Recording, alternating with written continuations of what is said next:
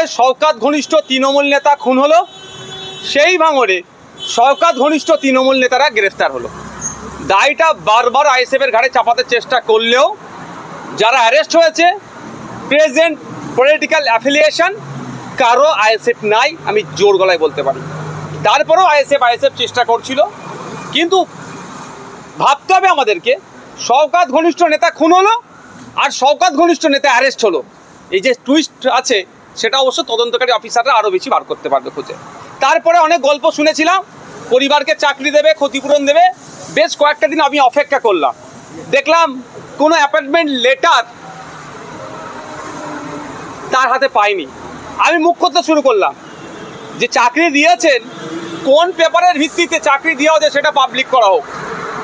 তারপরে আজকে দেখলাম অ্যাপয়েন্টমেন্ট লেটার সাথে নিয়ে ভাঙড় 1 নম্বর ব্লক হসপিটাল নলমুড়িতে গিয়ে হসপিটালের তেনার জয়েনিং করাচ্ছে। বেশ ভালো কথা।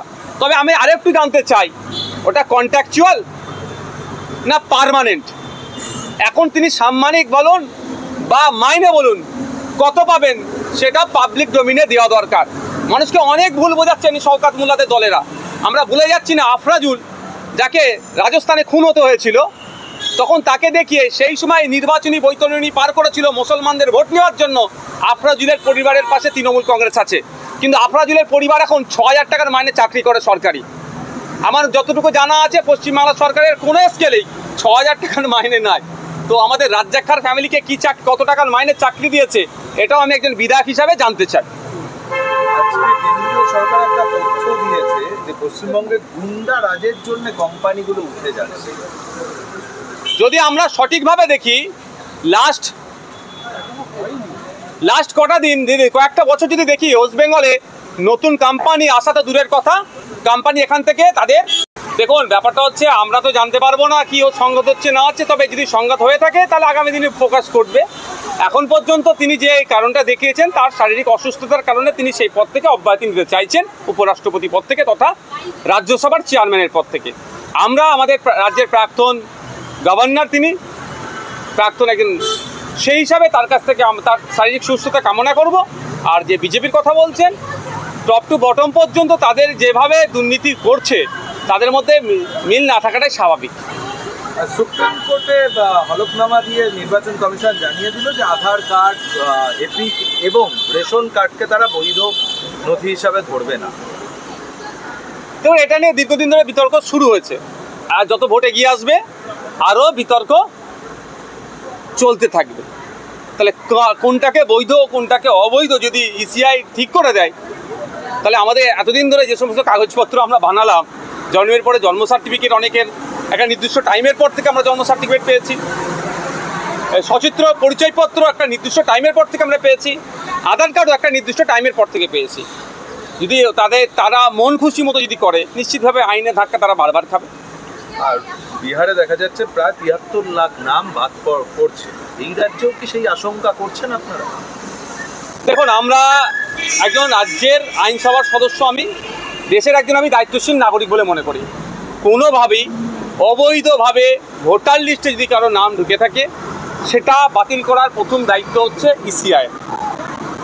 তার সাথে সাথে এটাও বলে রাখি, এখন বিজেপি অনেক চিৎকার করলেও বুথ লেভেল এজেন্ট দেওয়ার সময় আমরা বিরোধীরা যেখানে, বিশেষ করে আইএসএফ যেখানে নিয়োগ করতে চেয়েছিলাম, সেক্ষেত্রে আমাদেরকে করতে দেওয়া হয়নি, আমাদেরকে অনেক আটকানো হয়েছে। আমি স্পষ্ট ভাষায় বলছি, দায়িত্বহীন ভাষায় আমি বলতে চাই যে কোনোভাবেই অবৈধ কেউ ভোটাধিকার তারা পাক, এটা আমরা মানে নেব না দেশে দায়িত্বশীল নাগরিক হিসাবে।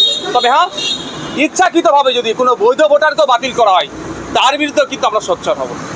আর উত্তরবঙ্গে 56 জন মহিলাকে গতকাল রেল পুলিশ উদ্ধার করেছে। তারা প্রায় সকলেই চা বাগানের শ্রমিক। তৃণমূল কংগ্রেস দাবি করে উত্তরবঙ্গ উন্নয়ন করেছে, বিজেপি দাবি করে, তারপরেও এই পরিস্থিতি কেন?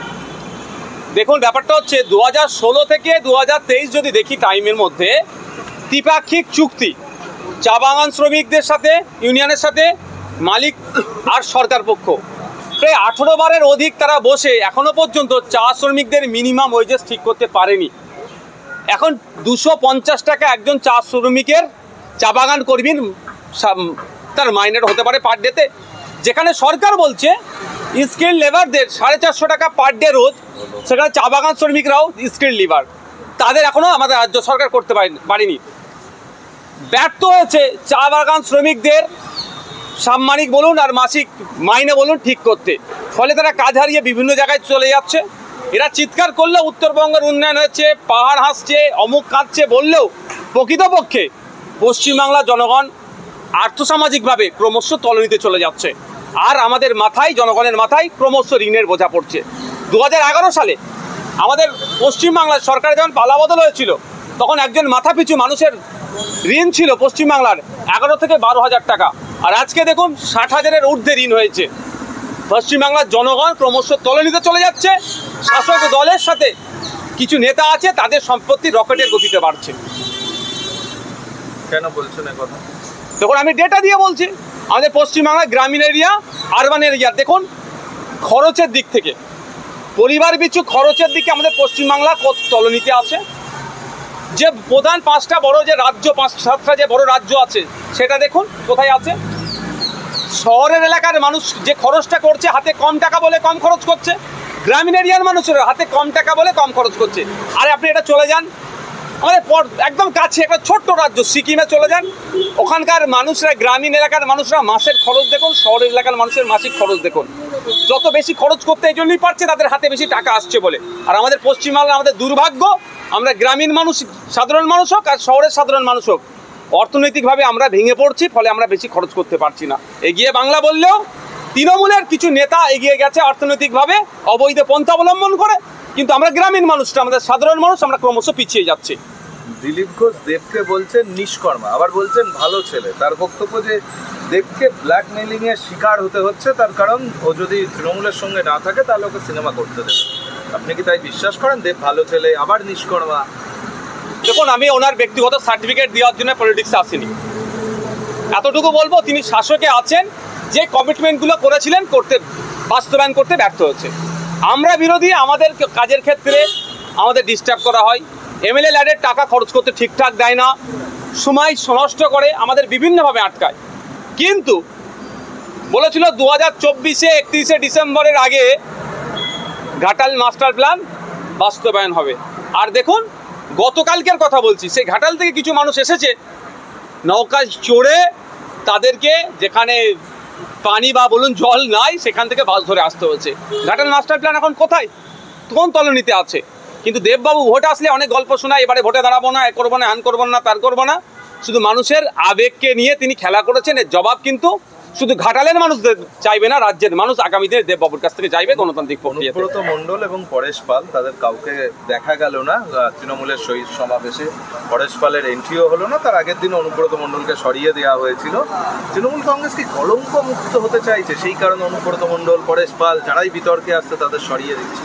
ঠিক কী কারণে তাদেরকে দেখতে পেলাম না, আমি অবশ্য দেখার চেষ্টাও করিনি। কারা কারা স্টেজে আছেন, কোন সারিতে আছেন, চেয়ারে বসতে দিয়েছে না ভালো সিটে বসতে দিয়েছে, দেখার আমি চেষ্টাও করিনি আর করবো না। তবে আপনার কথা অনুযায়ী বলছি, হতে পারে তো শারীরিক অসুস্থতা, তারা অনুপস্থিত ছিলেন। তবে একটা কথা, যদি যাদের নামে কলঙ্ক আছে তাদেরকে স্টেজে উঠতে দেয়নি, তাহলে শওকত মোল্লাকে আগে ঘাট ধরে নামানো দরকার ছিল। ন্যাশনাল হিউম্যান রাইটস কমিশন যাকে বলছে নটোরিয়াস ক্রিমিনাল, মমতা ব্যানার্জি যাকে বলছে তুই বোম বাঁধিস, সে তাহলে স্টেজে উঠলো কী করে? এই ধরনের অনেক ছাপ্পা মারা ওখানে নেতা ছিল। ওপরে ছাত্র নেতা থেকে শুরু করে মাদার কমিটিতে আছেন বা বিভিন্ন শাখা কমিটিতে আছেন, যাদের নামে অনেক অভিযোগ আছে, অনেক দুর্নীতির প্রমাণ হওয়া শুধু সময়ের অপেক্ষা আছে, তারা স্টেজে কীভাবে জায়গা পেল? অনুব্রত মণ্ডল বাড়ি ফিরে গিয়ে অবশ্য ফেসবুক পোস্ট করেছে, যেখানে 9টা ছবি অভিষেকের, 5টা ছবি মমতা বন্দ্যোপাধ্যায়ের। মানে তৃণমূলের অন্দরে কি অনুব্রত মণ্ডল শিবির বদলাচ্ছে? দেখুন, এটা আমি বলতে পারবো না কে কার কত ছবি পোস্ট করবে। তবে দীর্ঘদিন ধরে একটা হয়ে আসছে, একাধিক শিবিরে ভাগ হয়ে আছে, এটা আমরা ওপেন সিক্রেট হয়ে গিয়েছে। এটা হয়তো অনুব্রতবাবু সেই জায়গাটা একটা নতুন করে বার্তা দিতে চাইলেন যে আমি যদি না ঠিক জায়গায় জায়গা পাই, আমার দ্বিতীয় অপশন আছে, আমি চলে যাব সেখানে। Thank you.